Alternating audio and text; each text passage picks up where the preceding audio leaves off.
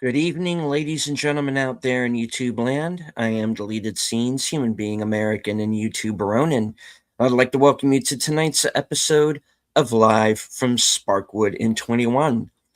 This series chronicles the cult classic 1990s television series Twin Peaks, co-created by David Lynch and Mark Frost. It ran on ABC for 2 seasons.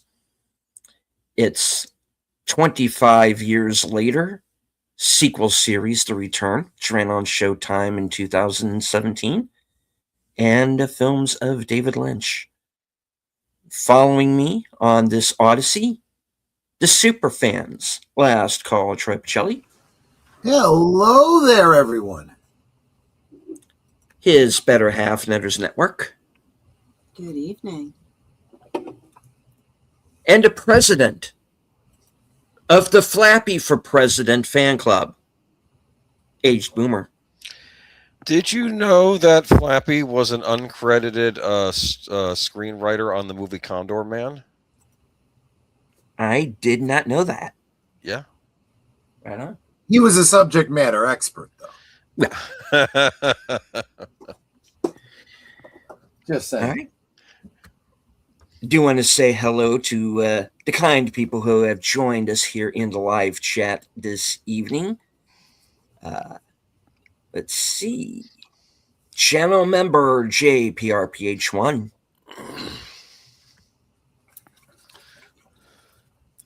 Host of Films with Friends, the creator of the 10-word review, Big Al Presents. And thank you to Ruby Hoove for gifting the memberships over on Netter and Troy's channel. I believe that the one on Netter's channel was the Beelzehub, and on my channel, welcome back to membership Horror with Nads. Nice. Faithful Blue Wrench channel member, the Bird Woman of YouTube, Connie Cleary.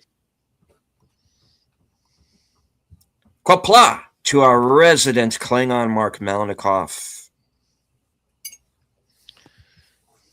All right. And Connie dropping the member chat member for now 2 years. Thank you, Deleted, Troy, Netter, and Boomer. Thank you. There will be just a little bit of a housekeeping here. I am planning 2 member streams before the end of the month, so stay tuned. All right. Thank you, Ruby Hoove, for the $2 super chat. Hope you all have a fun evening. Well, that is indeed the plan. All right. I think that was everybody who's currently in the chat. Yes. Mark Malnikov says, just made steamed Flappy quarters for dinner with tater tots and onion rings. Well, it's funny because he shared a picture of some food from a restaurant. I'm assuming it's a chain called Flappy's, and I wonder if Flappy owns a share in that business. However, the question would be, does that constitute some sort of cannibalism? Dude, is that what the heck? Is that ribs with those chicken strips? What is that? In the upper left-hand corner, I think that's some sort of bread. It's bread. Oh, okay. Oh, okay. I thought it was maybe a brisket or something. Okay, never mind. That's messed up, man. I mean, that's a heck of a meal because you get a bunch of bread, you get a bunch of chicken strips, beans, you get French fries, coleslaw. I can't tell what that is in the upper center, if that's a dessert or beans. It's has to be beans.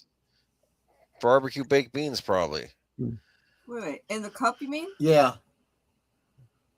It looks like it might be some sort of a sundae, but it could also be. To me, it looks like gravy. I was going to say potatoes and gravy. But why would you have potatoes and gravy when you have French fries? Dude, people do it all the time. They'll just get 2 potato sides. I understand, but I don't think that's just straight gravy. Look at that center there. That looks like there's potatoes in there. Yeah. A coleslaw on the right. Okay. Look, where is this place? I want to go there. I like my gift better with Big Bird knocking down the front door. Just okay, never mind. Yeah.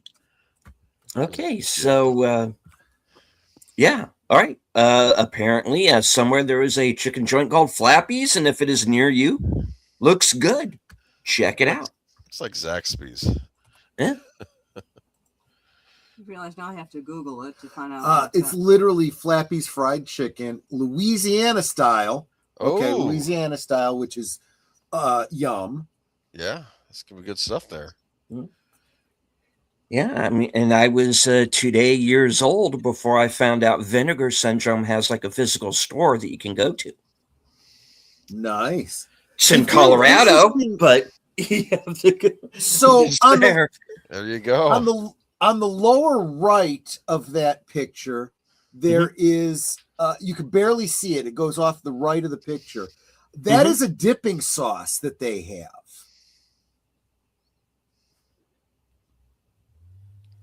Okay. Cool. By the way, you mentioned Vinegar Syndrome had a store. Those are the movies that even Severin won't put out. Come on, it's like Right. I think I might have one movie from Vinegar Syndrome. I don't know. Yeah, I got it. Got a couple. Uh, All right. Oh, you know So, what? This is in Australia. what? Oh, is it? Yes, Man. Boo! I know. Why should they get all the good stuff? Dude, they might have koala on the menu. Hope not. I heard those things are tougher than they look. Yeah, I wouldn't mess with them. No. Coleslaw, Right. crinkle fries. It is mash and Creole gravy is what that is. So it is a mashed. So you're getting both mashed potatoes and French fries in that dish. Honestly, I think the American version. This is Zaxby's. They remind me of Zaxby's tenders. Potato toast is what that bread is. What? Yes, potato So it's toast. potato Well, bread. Well, yeah, absolutely, and you can make toast out of that. Absolutely. So that means it's a hearty, dense. Man, that is one heck of a hearty meal. Yeah, well, there you go. They're advertising Louisiana style fried chicken in Australia. Where they get it? Well, think about it. It's exotic out there because it's from the U.S. This is what I didn't understand about Goldfinger when I was a kid. I'm like, it has all the Bond elements, but Kentucky is not an exotic locale, and I expect an exotic locale in my Bond movies or Bond books. And I realized, for the English, Kentucky is an exotic locale. That's what I didn't. I mean, realize. I suppose you're right. Yeah. Let's see. Locations: Penrith, Sydney, CBD, Melbourne, Miranda, World Square, Eastern Creek, Melbourne Central, and 4 more locations on the way. Okay. Well, good luck to those of you over there at Flappy's. Yeah. I'm going to have to reach out to Analog Toys and see if they've ever frequented this Flappy's. It looks tasty. Yeah. Indeed. Okay. Cool. All right. Well, let's get on with the actual crux of the show here. And hello to Ian Mangum. Welcome. All right. So, has anybody seen Gavin? Nope. Can't help you there. All right. All right. So we have episode 6 of season 1 of Twin Peaks. The link for the Cosme should be pinned to the top and or the bottom of the chat, depending on whose channel you're on, because it's YouTube and they do silly stuff like that. All right. So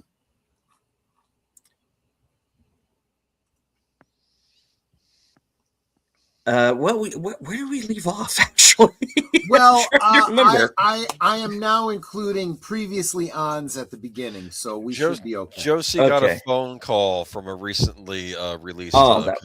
We did Okay, get that go. scene in the previous episode. Okay. Yes, yes. Yep. All right. How it Well, ended. and hello to Geek Flag with Nate Nose. Good to see you, sir. What I want to know, I didn't need these. It's far beyond the menu. Yeah. Hopefully not. Well, I think they don't mean it as a proper name. I think they mean it as a general descriptor for chicken. Yeah. Or whatever kind of fowl they are serving in Australia. Could be kiwi for all I know. Okay, cool. All right. So if everyone will please join us over on the Cosby side, we shall get started with tonight's episode. All right. In 5, 4, 3, 2, 1, get it. There you go. That would be the Webster Dictionary. Dictionary, yeah.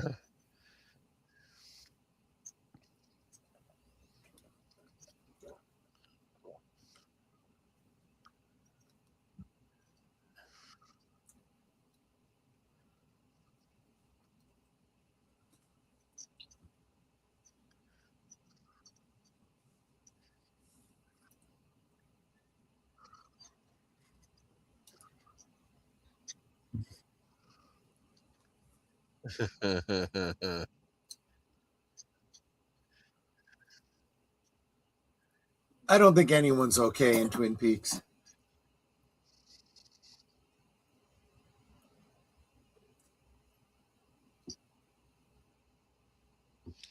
You know, I think this gets people that haven't even started watching the show interested if they see what happened prior, you know?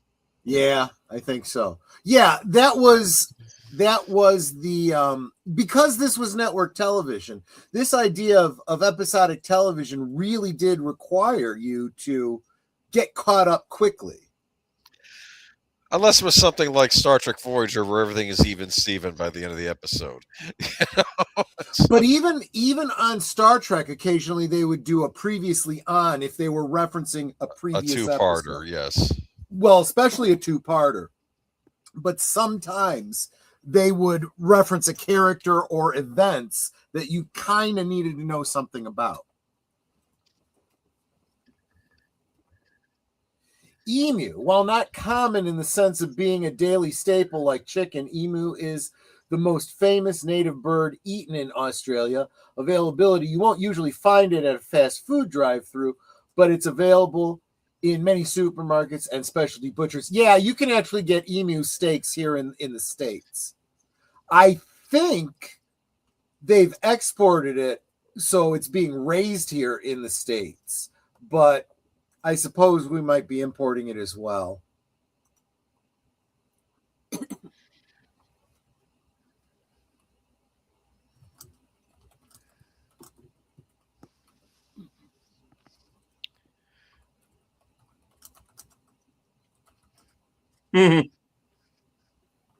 The Norwegians. And of course, I thought they were Icelanders. Could be. Oh, right. The Norwegians left previous. Sorry. And of course, this piece of audio is preserved on the audio tapes.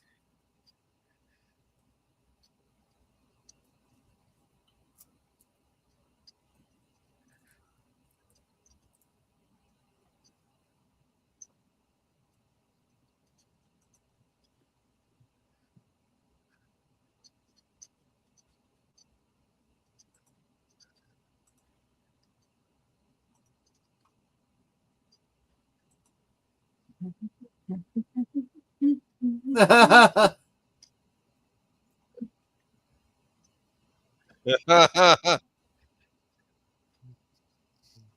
mean, they sing all day and all night. please, and lots of it.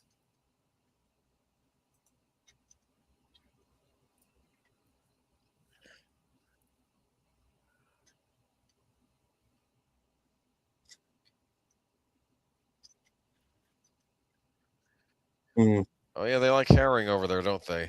Oh yeah. yes, herring.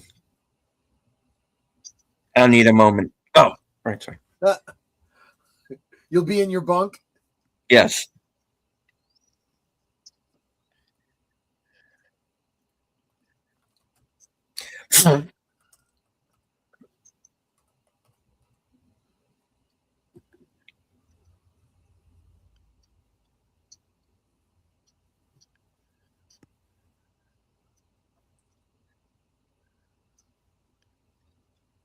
It wasn't that long ago. Right. Oh, your age suits you. The first time I saw that, and she says, I'm 18, he says, I'll see you later, I thought it was because she's 18.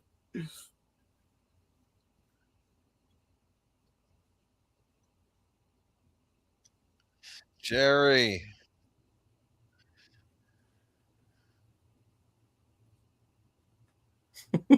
He does like his cigars.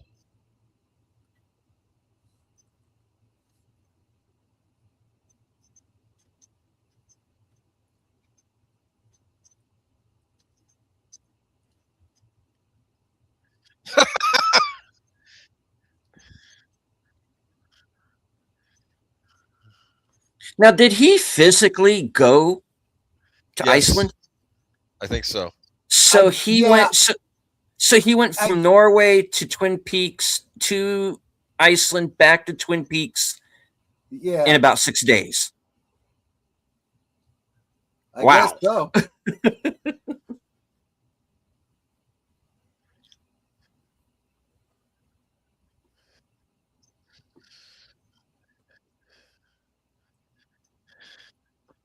Dude, he's kissing the leg of lamb.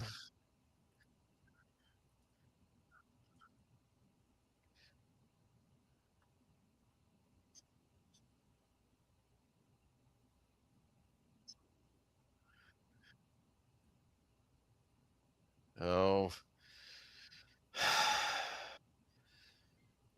Here comes the wet blanket.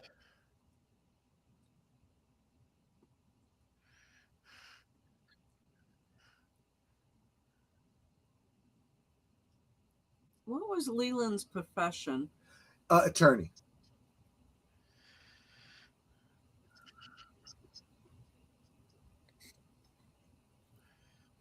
He was specifically Ben Horn's attorney.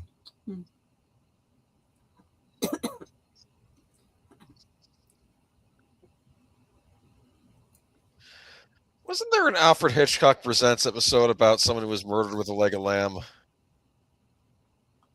Oh, and then they served it up Yep. to the police officer. Yeah. Mm.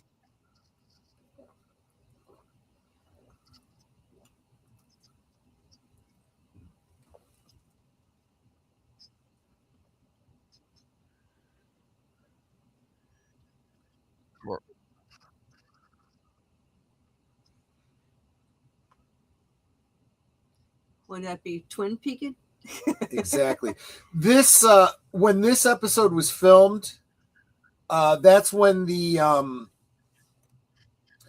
promotional stills were filmed of him with his tape recorder outside. I'm not sure if it was outside this house or not,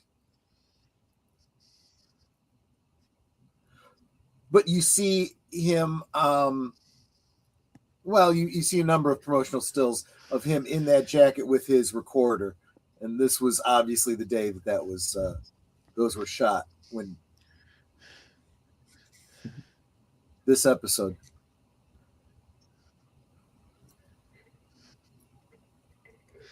You know, I was about to make a joke about Andy taking a bite out of the donut Cooper had already bitten. Yeah. And he did. Yep. He's going to hand it back to him without him noticing he bit out of it.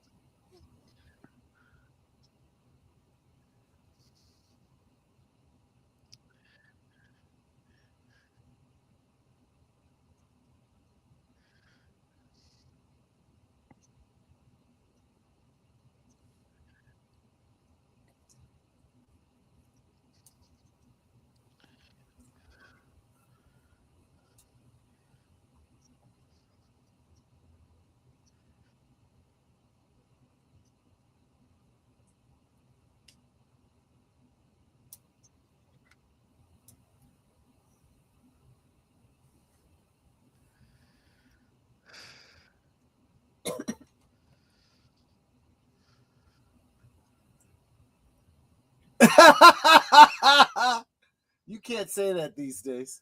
Whoa! That guy's no Georgia Peach. Don't judge.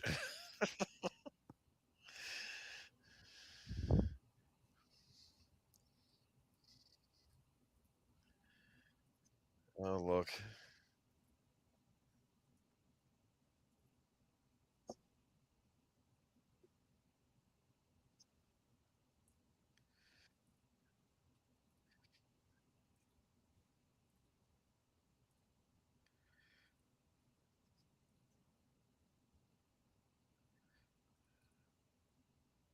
Yeah, what would you do, Bobby?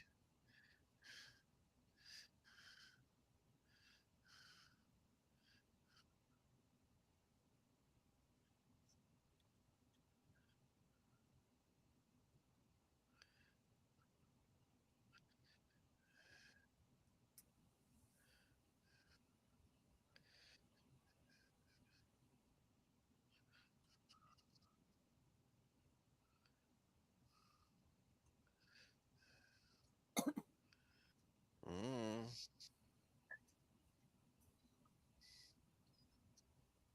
I love it. Yeah. He talks a great game.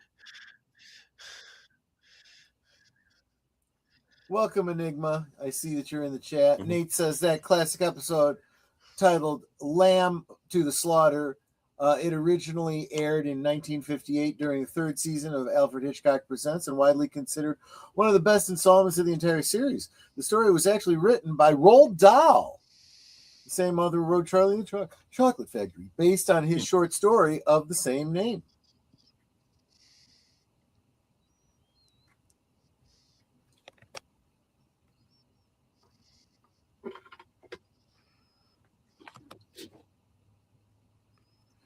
You expect it more from a kid like Bobby, Mark, not from a sheriff's deputy who drops his weapon and it goes off. I don't know Because if I would have apparently laid it he on was that carrying thick. a I just would block. have said him and this guy Jacques were arguing and leave it at that. Not about Laura. Leave Laura out of it, maybe. He might said be- way too much. Yeah. It seems like it's too obvious a frame job, just say. Maybe.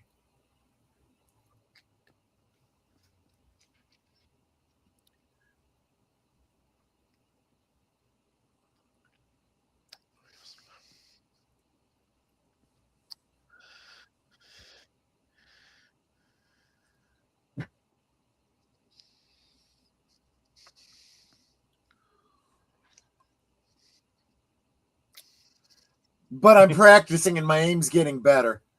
Yeah.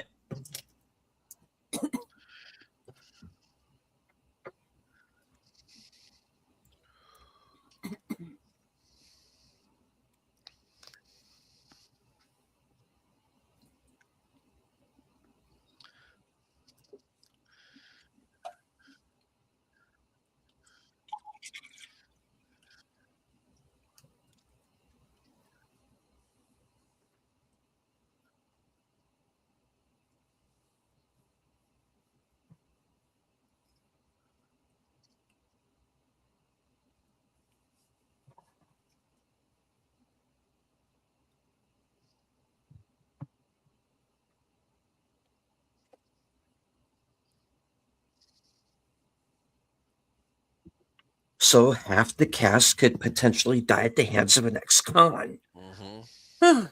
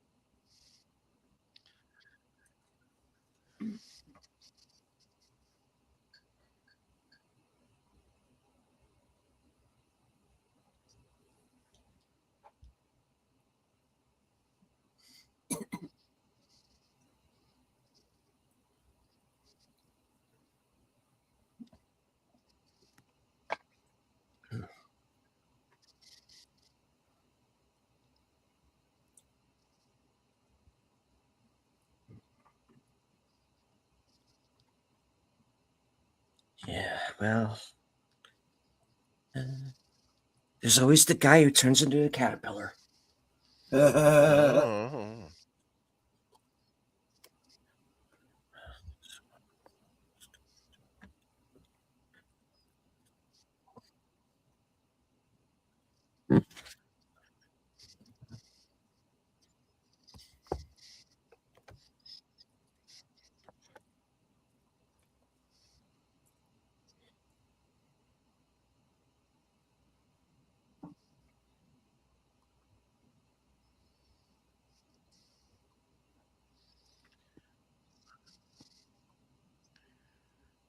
Thanks, I'll be Ralph. What? Sorry.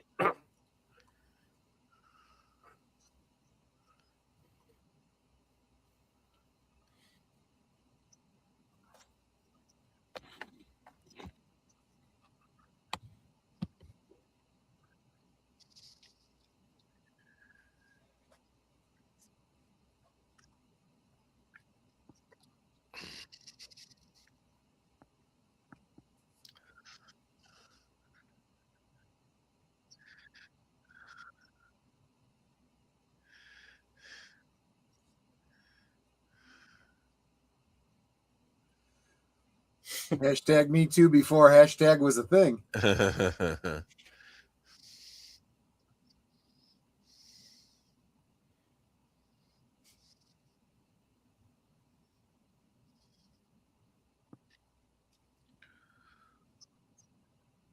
When did I lose control of this situation?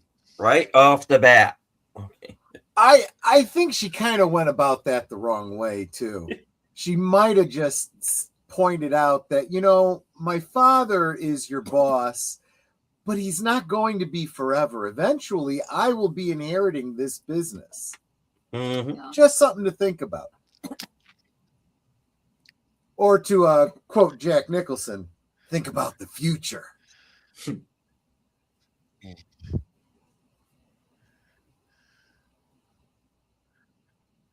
Oh. Yep.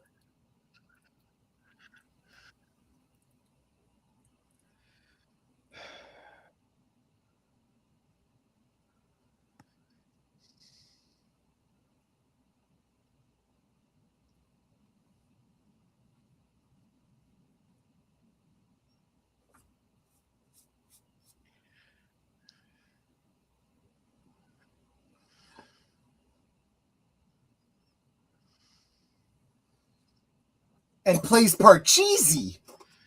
Oh, I thought you were gonna say patty cake. Well, that's if she finds a place to shack up it in Toontown.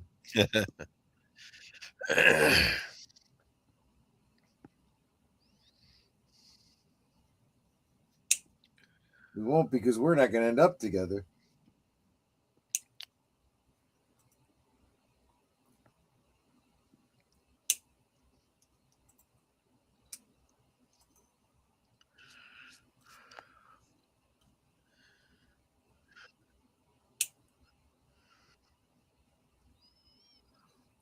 That's a very interesting take, because in a way it's kind of true. Well, I want a the jelly. lore of- there you go.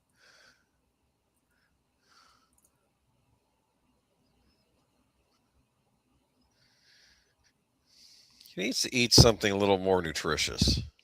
Normally, I think he would. You think he's trying to get a sugar high because he's so tired? Exactly.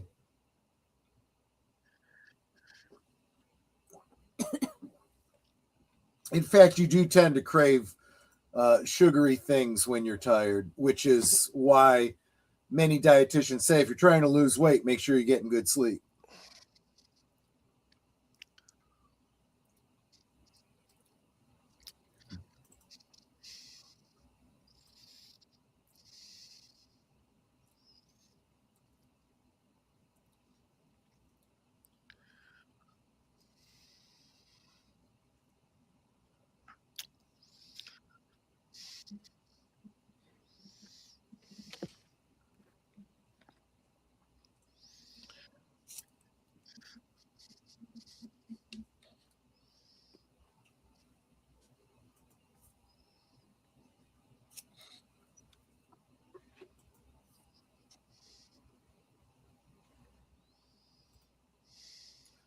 I'll be honest, I am kind of craving donuts now, which is probably why it's a good thing we don't have any right now.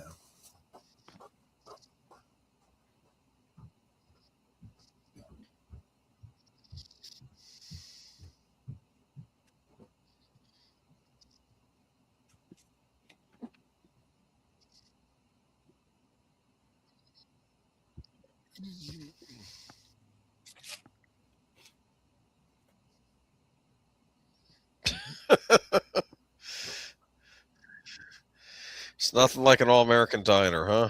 Right.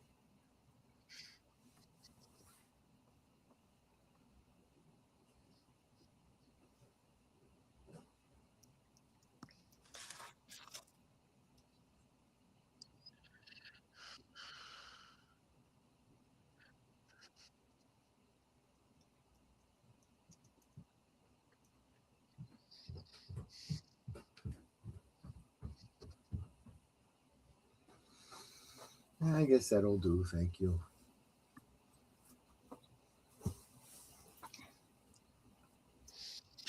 He's talking about the fresh baked cookies I made.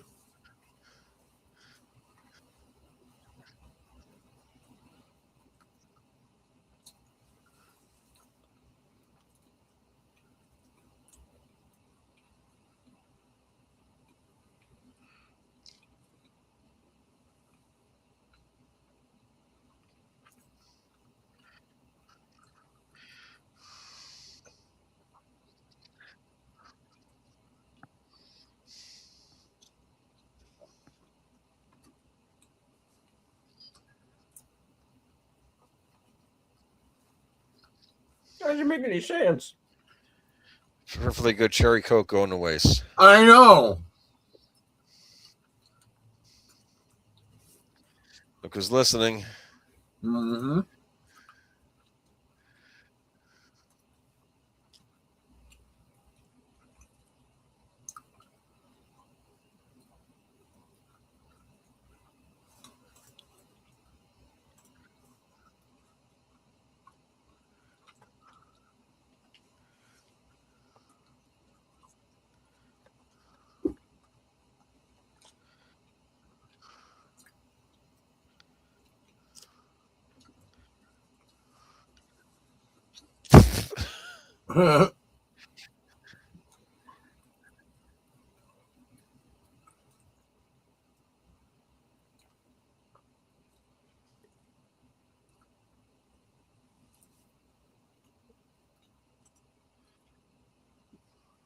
Yep. Did you pay for that coffee? Well, he may have done.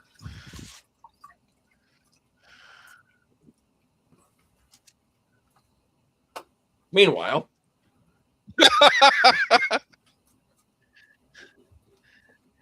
Oh, I love this show. Invitation to love.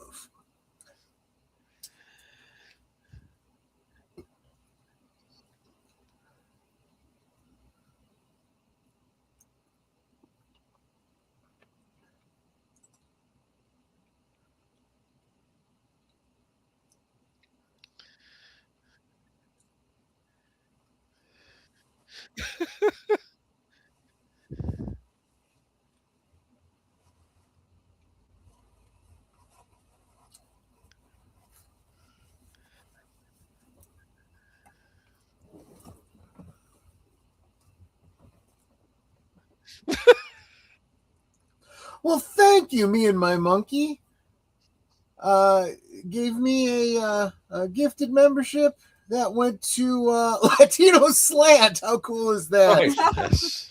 Thank you so much, me and my monkey.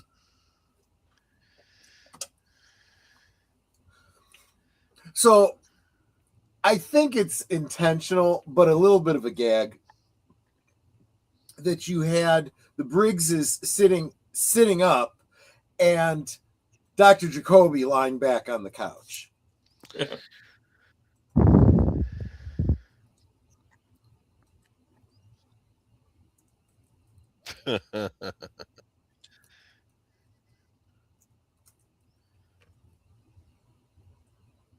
Yeah, yeah. Why does he want to know? Yeah.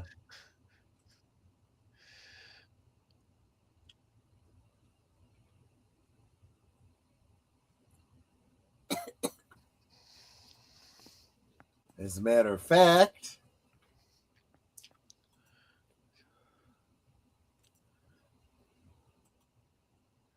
very good, Mark. Johnny on the spot with the meme.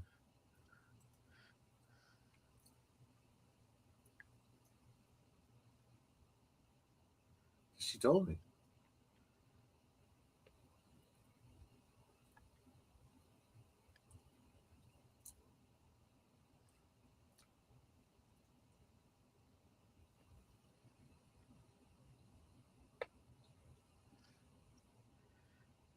It is pretty cool, isn't it?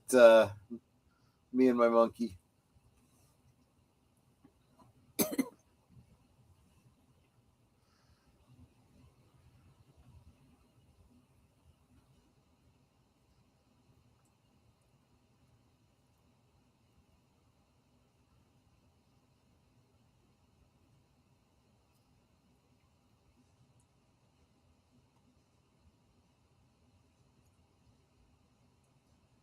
And thank you for being a member for 6 months, too.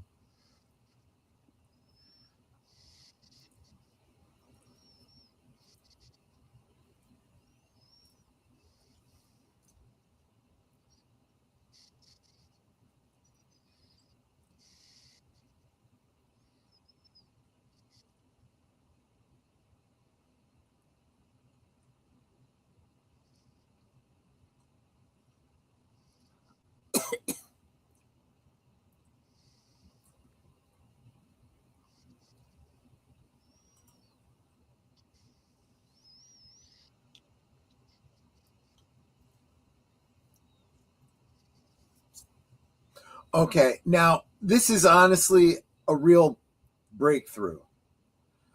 I don't approve of Jacoby's methods, but the results are pretty straightforward. Is that Flappy there? Yes. Was it? No, Might have been a stand-in. that was Um, the ending. But you realize that for all of his bluster, it really is a defense mechanism because in a lot of ways, he kind of was bullied by Laura and manipulated by her.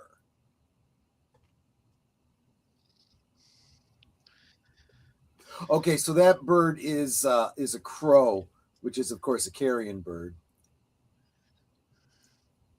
Yeah, Flappy didn't care much for crows. That's funny, Mark.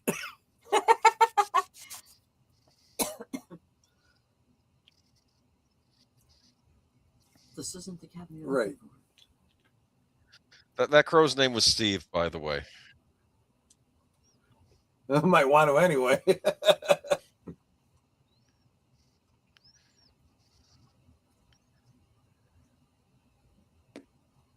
Actually, I don't think so. The more I think about it, the more I think it's Waldo's stunt bird. Funny. No, I mean, you know. Waldo once brought. Oh, never. I'll tell you later.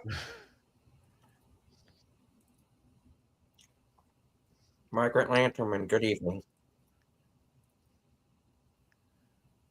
Well, Well, you did, and it's your house.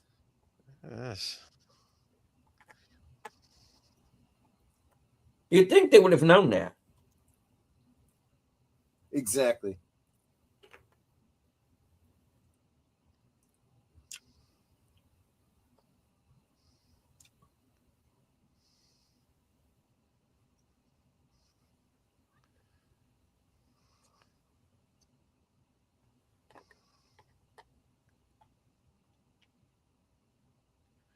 What? Well, then I won't do that. Well, don't blink then, huh? Yeah.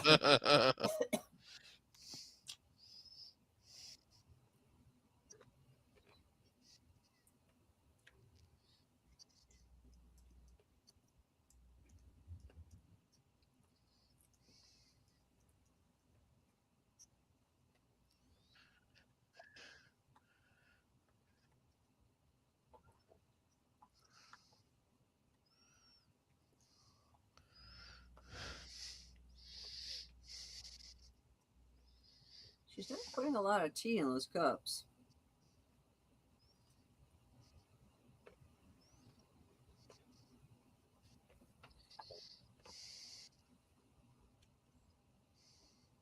Mm.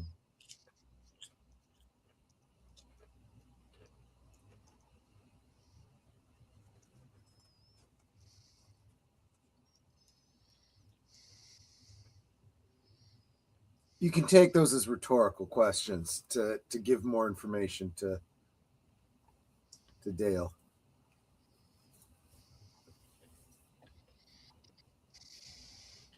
You would have to. Yeah.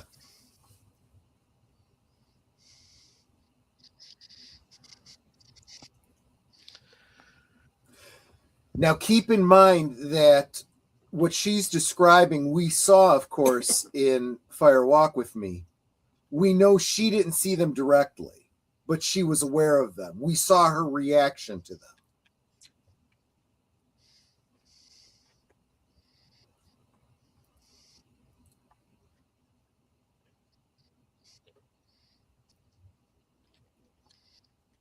This is our second time through it on this stream, me and my monkey. We're doing we did a deep dive the first time through. Now we're doing a deeper dive, knowing what we know now kind of a thing, having seen the entire series, including the third season.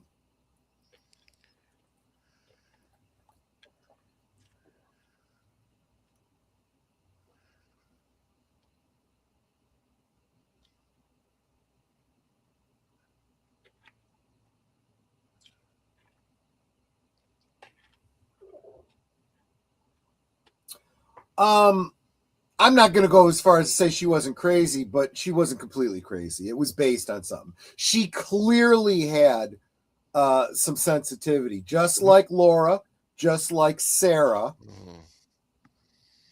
certainly like Hawk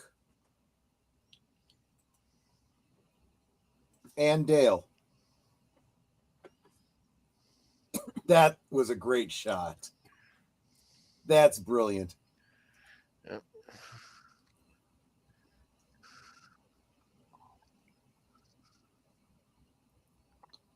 That's one interpretation, Enigma, but in Twin Peaks lore, what Hawk said was kind of literally true. We have seen that spirits can become trapped in wood. We'll see that happen with Josie Packard. Like, quite literally see it. Oh, she listens to Julie Cruz. And of course, Into the Night. Right. Music in the air. Yep. And there's Waldo. They found Waldo. They found Waldo. There's Twine.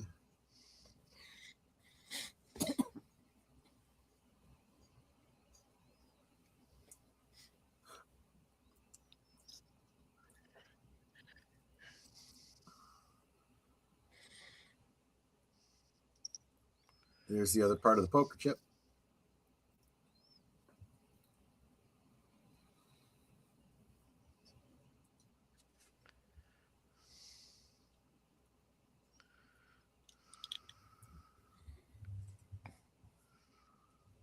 Josie.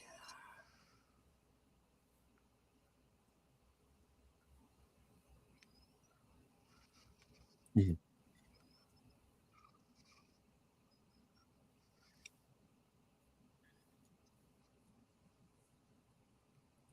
Wow. Yeah. Mark, have you ever seen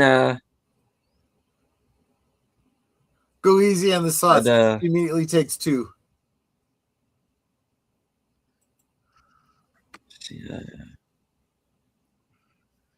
Yeah, he's like, well, if I get lucky.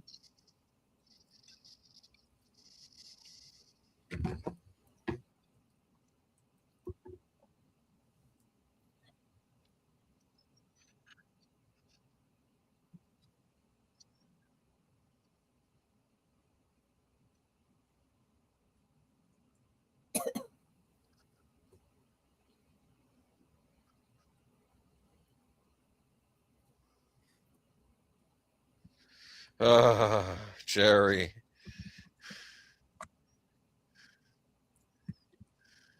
He's a little squirrely. Yes, he is.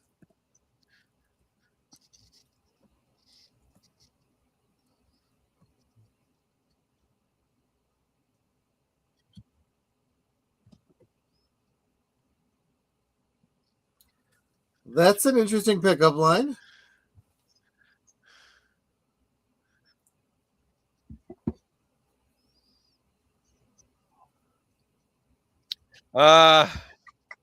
Yeah.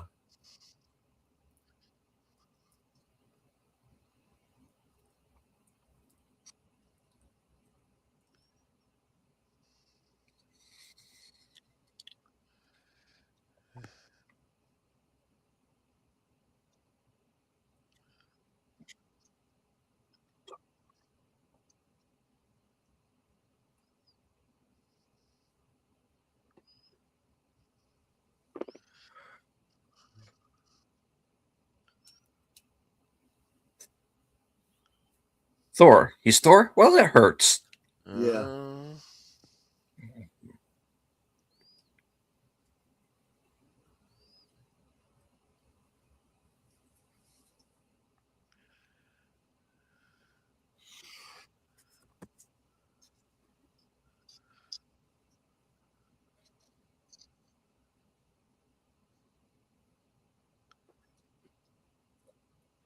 And she's making enough noise. Yeah.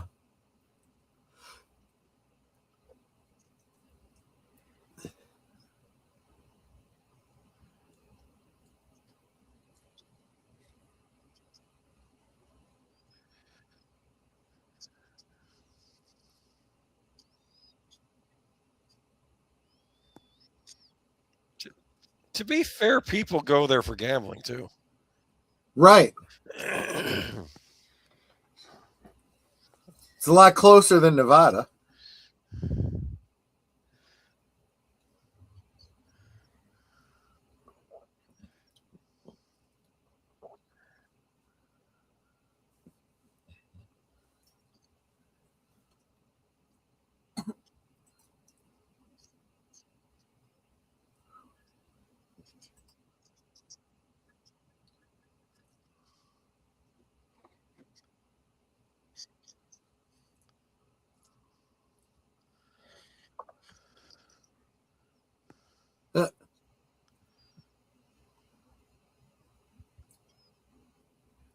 Gotcha now. So I kind of wish the show would have gone on a bit longer, because one thing I would have loved, well, of course, the second season ends up with her, in a coma, getting, blown off the wall. But I would have loved to see more of her, going around, getting everybody's secrets, being mischievous and voyeuristic, but accumulating knowledge about people's secrets that she could then broker later on.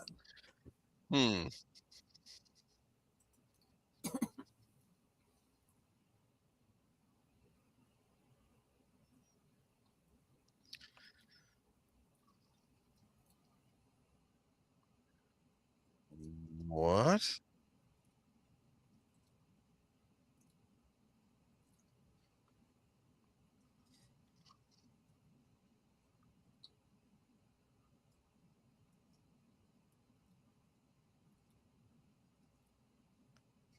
And she kicks off her shoes. I love that. If I'm going to dance, I'm going to kick off my shoes.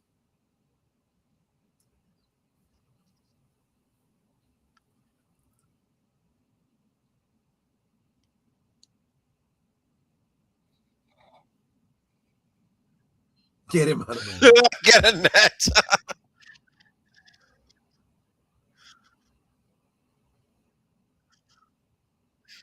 And she's like, okay, it's part of the dance now. I love that. And then everyone starts doing it.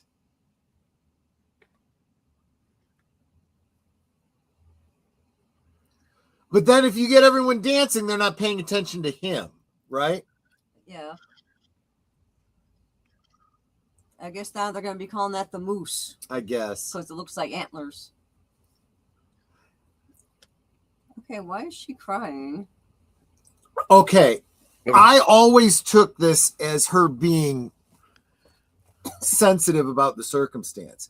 There was a deleted scene, not Stephen, but a deleted scene, in which she got into a shouting match with her father, and her father brought up that apparently at one time when they were younger, she pushed her brother down some stairs, possibly resulting in why her brother is the way he is now.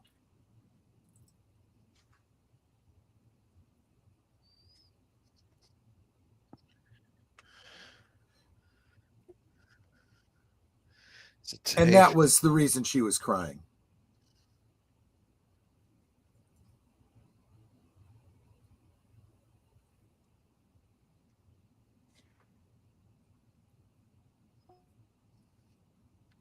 Here's the picture. You're coming to take me away. There you go.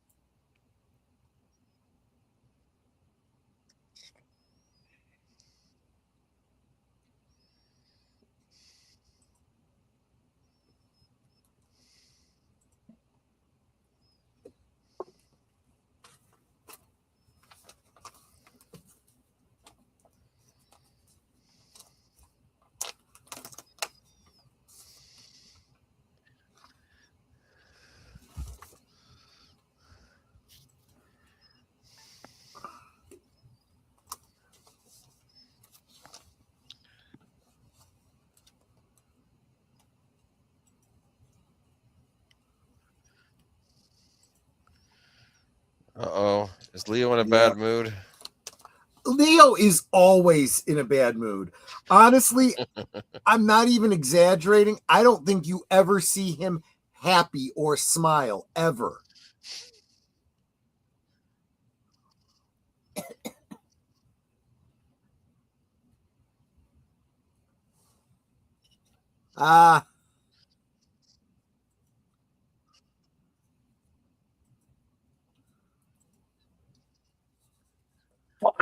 You know what I Seems like we're in about trouble.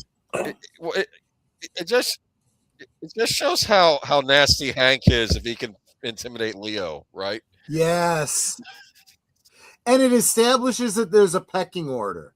It's very clear that he comes down on Bobby, but then Hank comes down on Leo.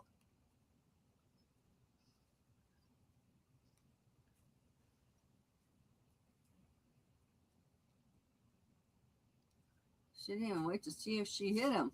Yeah. That's not really the best way to make sure you hit your target. You don't close your eyes when you squeeze the trigger.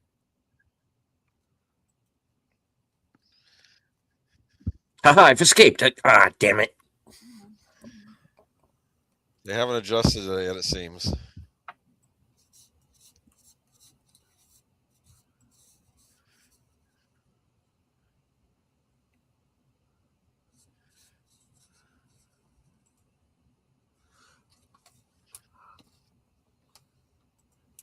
This is a very uncomfortable scene.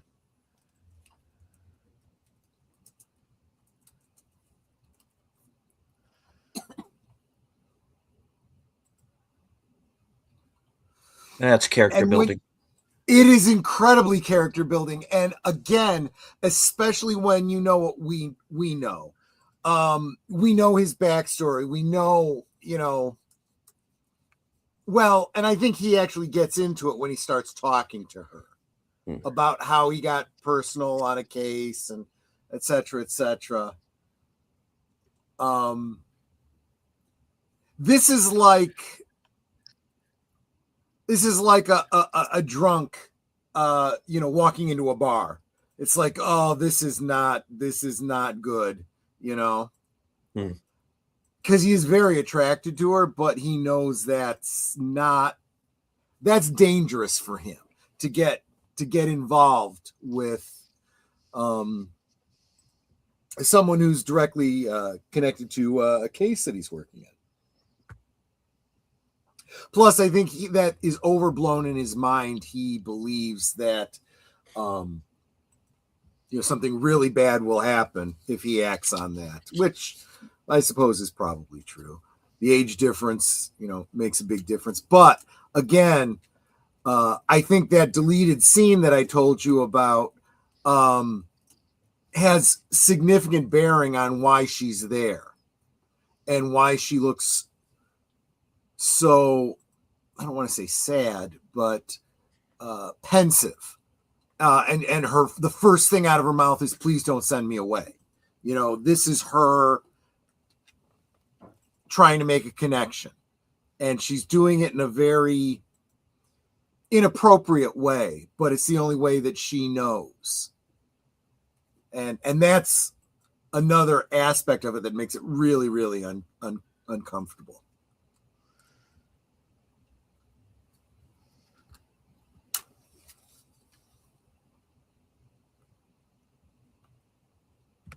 And Mark says, now I have to wait to see what Cooper does. Yes, you do. Yeah. Mm-hmm. We're not going to ruin it. But, this is, there are so many things about this show, especially after you've seen season 2 and season 3, that you realize they're laying the groundwork for a whole lot of heartache. We've already had heartache. I've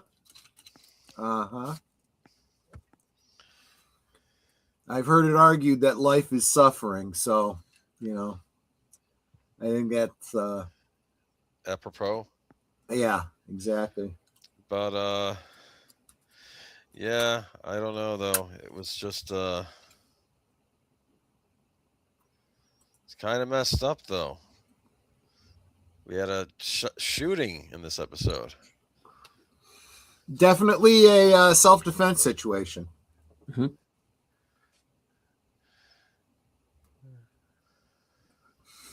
But then again, keep in mind this is Washington State. I don't know what their gun laws were in the 90s, but they're pretty oppressive now. We don't even know if she hit him.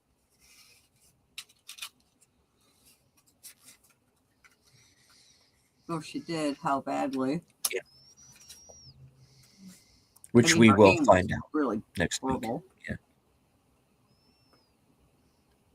Well, that's what happens when you close your eyes before you shoot. Well, to be fair, sure experience, she probably would have to be a better shot at closing her eyes, right? Well, you never know. Frankly, I think Bobby might be too. I don't know. Well, actually, no. Bobby did get the guy in the head. The one thing that was a good shot. That was a really good shot. So now it makes you the thing that it causes me to wonder about is, and this isn't just about Leo Johnson and just about Twin Peaks. This is movies and TV shows in general. Someone points a gun at you. First, you assume that it's loaded. Second, maybe take the situation very, very seriously. Just saying.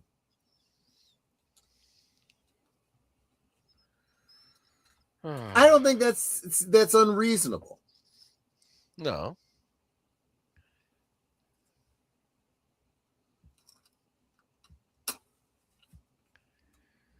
You should also presume that the person that is holding the gun knows how to fire one. It isn't going to squeeze your eyes shut. Well, I, under those circumstances, would not necessarily bet on them missing. Even if they don't know what they're doing, even if they do close their eyes, there is still a high chance that someone's going to get hurt.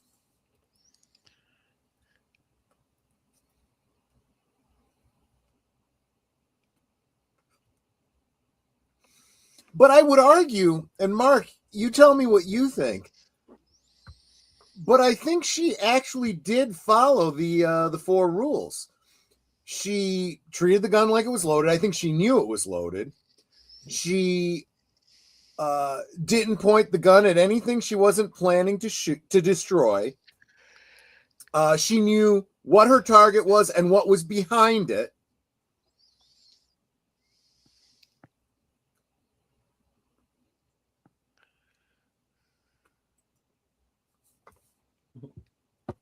She closed her eyes, and he got a big surprise.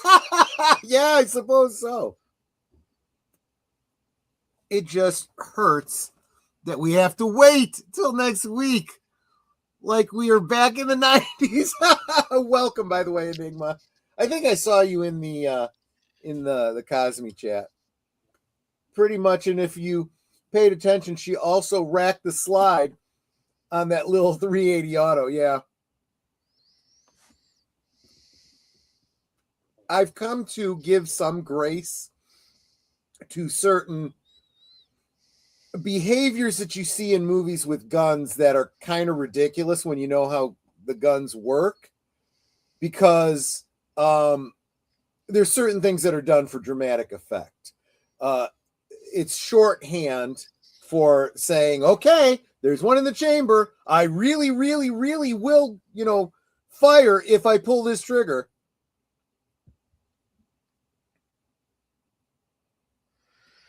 And it happens. Mm-hmm. How do we feel about Dr. Jacoby this episode? Again, I did not approve of his methods, but the results were pretty clear. He actually did, draw out some insight into Bobby and kind of force Bobby to address it himself. Things that I think Bobby has been aware of and wrestling with, but trying not to confront consciously.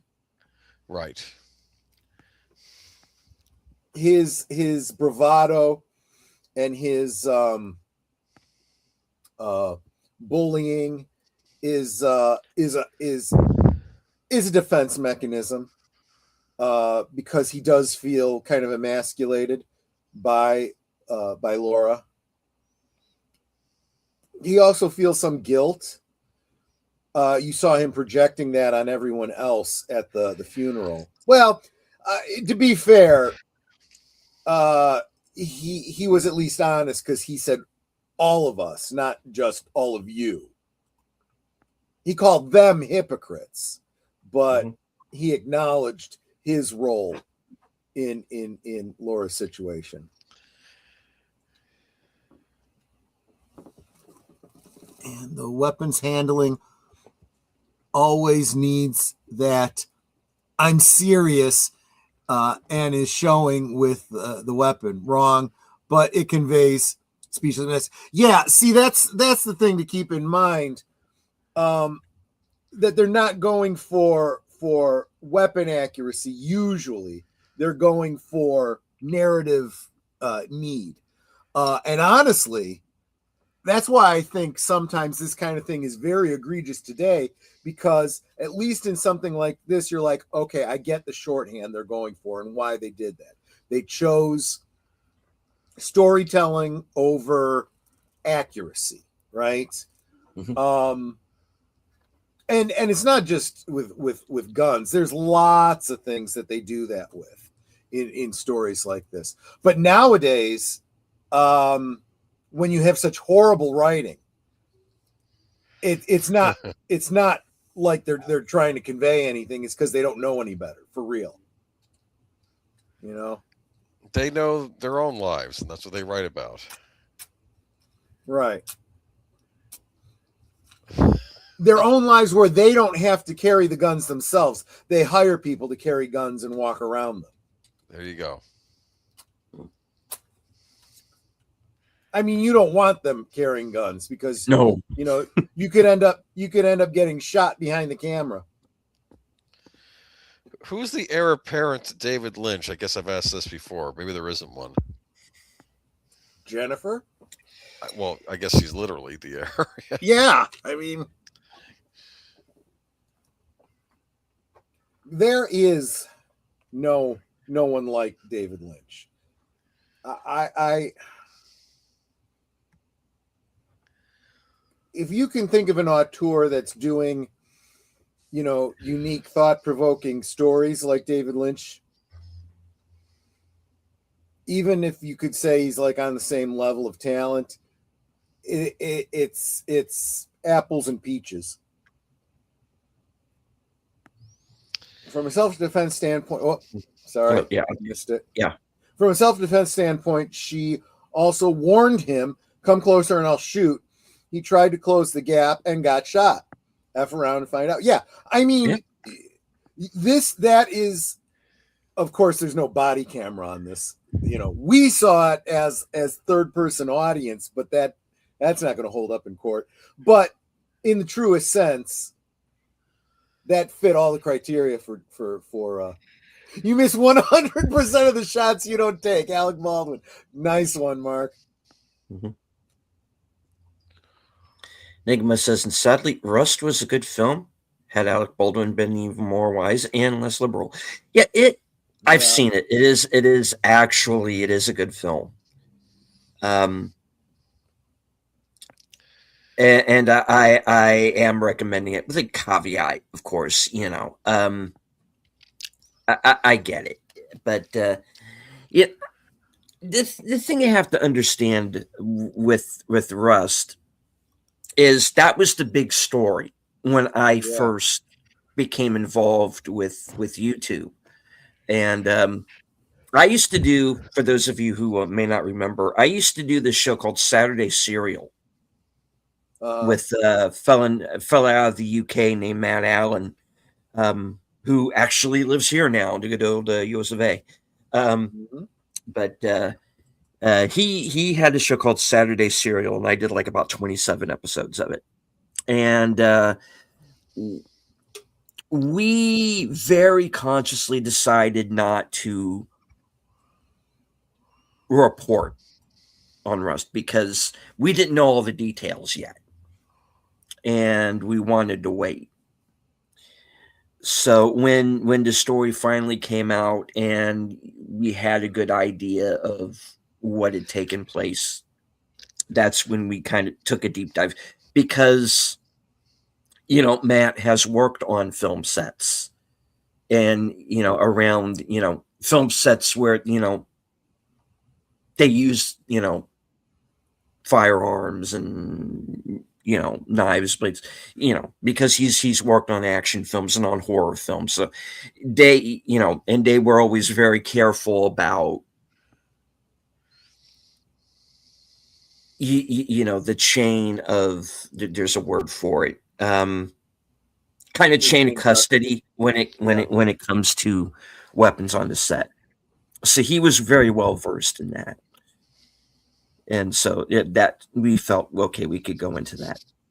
Now, because oh, sorry, I was going to say in the 2A community, especially the 2A YouTubers, there was a lot of discussion about it, and there was a lot of we know what kind of gun was used, we know what happened, this and that. Actually, Brandon Herrera has a really good video about it where he takes the claims and he goes, look, we don't know the details, but what we do know is what Alec Baldwin said happened. And they tested, and he knew before he tested because he knew the gun. He's like, yeah, there's no way this goes off under the circumstances he said it went off. Yeah. But when Bill and I, Outlaw Bill and I, decided that we were going to do Rust for our Western program. And that was one that we mulled over for a while, and we questioned, should we, Then we decided, because both of us had been talking about it for so long, And Had you already like seen it at that point?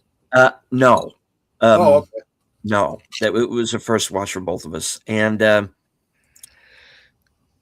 I kind of look at that whole period as kind of like my first act on YouTube, and it did feel like this closure in a way.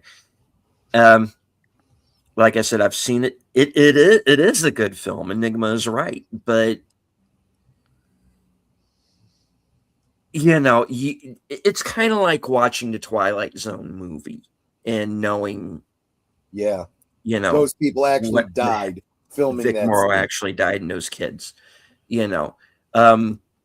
movies where stunt people died doing, there are older films where people did get killed right then, in older films where they didn't have safety. And of course, actually that's not a bad analogy, the Twilight Zone movie, because of the lack of protocol that was followed, protocol that is there for a reason.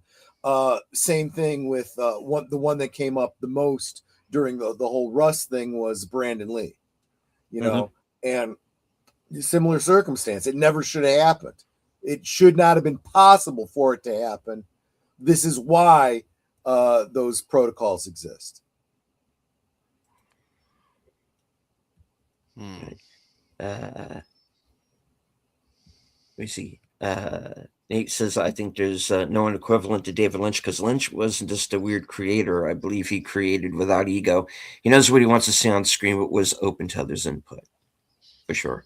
Yeah, he can't be replaced. He can't. Short of, I don't know how many cloning him, artists there are that are left. No. And that's the problem, is that we can't replace these people, because not only because we don't have people, number one, with their background, they bring themselves to their work. Is it the only way to become the next David Lynch is to, in my opinion, to be David Lynch. You have to live the life that he had. It's like, and I'm not saying it in the way of that it's kind of looked at nowadays with, they're putting themselves into their work. This is not a therapy session. I'm talking like he's the point. The he point is kind of, yeah. Go ahead. He was an artist, and as an artist, you have a unique voice. And we are living in a time where the amalgam of art that has been made before is now being thrown into a blender and being regurgitated by computers.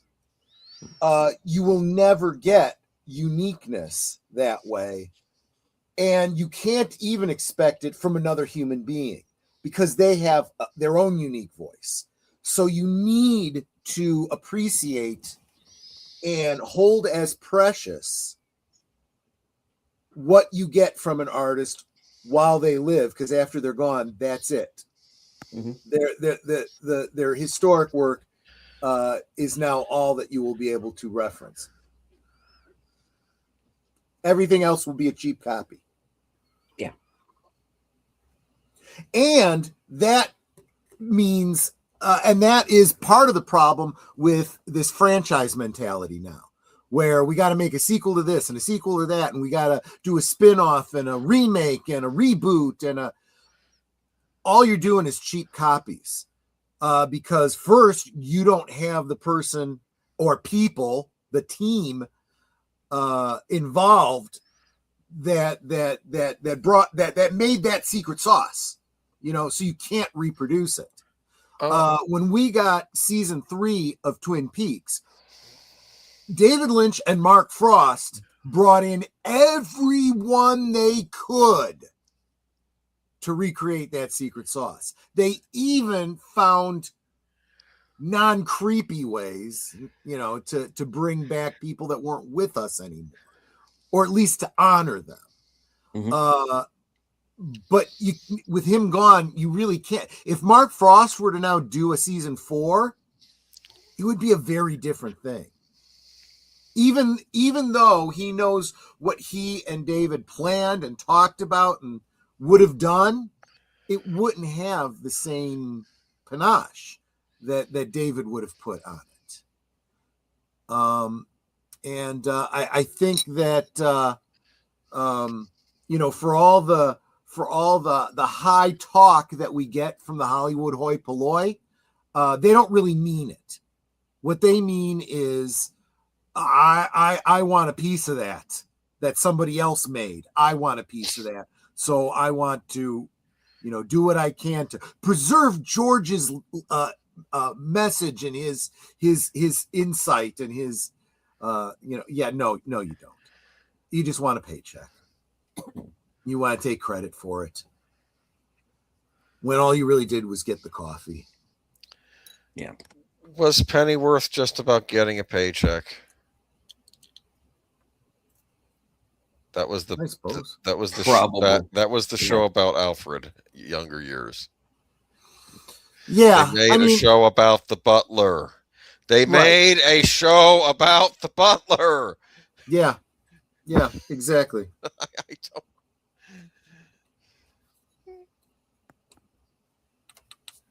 Oh yeah, well they want to do for the longest time wanted to do a Spider-Man movie about Aunt May. That's that's a movie we're all clamoring for. Let me tell you. Yeah, Aunt May is a spy. Give me that. Yeah. Agent of S.H.I.E.L.D. I'm just saying. Yeah. Lord. Mark Melnikov says it's become a real source of contention over single action revolvers and what happened. Several gun tubers did their own tests, and well, we know what likely happened. Yeah. Treat every gun like it's loaded. 1 of the 4 rules. Yep. Nate says entertainment used to be mostly prime steak. Now it's all hot dogs. We used to have cinema made by artists. Now we have McMovies. Yeah, I mean I've talked about this many times. It is, and there's just a different feel to movies nowadays, and why I think movies like Project Hail Mary and movies like I Swear are working is because they feel like the movies we used to go to see. Right. And I hope we get that back because I don't want to see the movie theaters die. I mean, I know I get a little histrionic online sometimes and say that you let them burn. I don't want the cinemas to go away. I want movies to be there, but we're losing the people who knew how. Look at it this way: saying "let it burn" is kind of like saying, you know what? Mustache Man wrote Mein Kampf, so burn down all the libraries. Yeah, and I don't want to be that way. So, yeah. And now we're reading from the Turner Diaries. I'm sorry, we're fired. Okay. All right. Well, we do have a program coming up here very shortly. Yes, we're moving on to the next episode of Sherlock Holmes called very, very insidiously The Devil's Foot. Ooh. Is old Scratch or old Nick in this episode, if you know what I mean?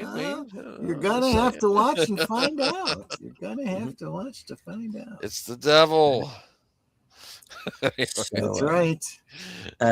Those of you who were with us on Cosme for this and would like to join in for Sherlock Holmes, stay on Cosme, and Troy will get that started for you here in about 3 minutes. In a few moments. Yeah. And so, what else do you have coming up, real quick? I'll, of course, Netter can tell you about Thursday, but Friday, Boomer and I will be hosting a karaoke stream, starting out for maybe about the first half hour here on YouTube, and then we will be moving over to the Green Machine because it is the platform of freedom. That's what I got coming up this week. Yeah, Thursday I don't have a guest. Right now it's just going to be us all shooting the breeze, but it'll still be fun. There you go. All right. Boomer. Just Geeky Geezers on Sunday, and of course you can catch me on Friday stream with Troy. Yep. And I'm All right. guesting everywhere. True. She'll be on all of those streams that we just mentioned. Yes, there we go. Right on. I'll be doing all the clicky things. Right. Indeed. As for myself, tomorrow night at 9 p.m., I am going to be joining Lieutenant Giratina and a panel of guests, most of whom I will be on with for the first time. So this is going to be interesting. And we are going to be discussing the Jean-Claude Van Damme film Lionheart. Okay, cool. Yeah. AKA AWOL in some places in Europe. Also, Thursday at 5:30, I am going to be joining Outlaw Bill for Action Theater. And we're going to be watching the Sin City sequel, A Dame to Kill For.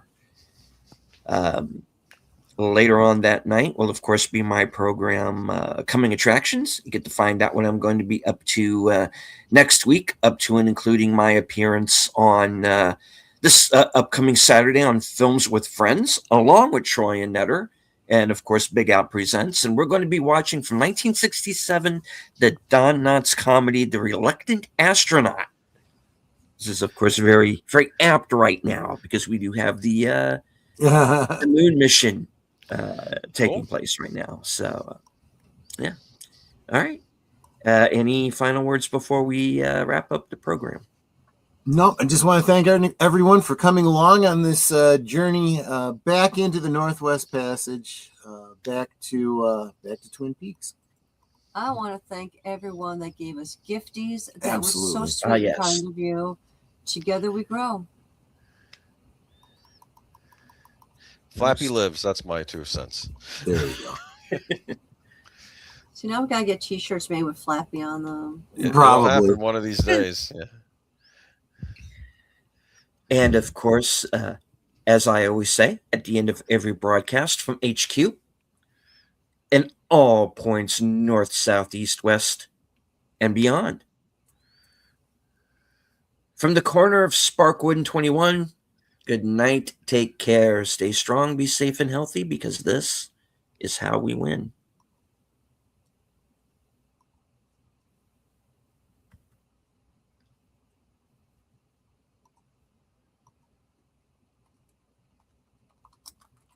There are credits. Oh, I am about to yeah. put them up. That was my bad. Right. There we go. Sorry, I didn't redo them after your last stream. Yeah, because that was of me. StreamYard. That was me. All right. There we Anyway. go. Good night.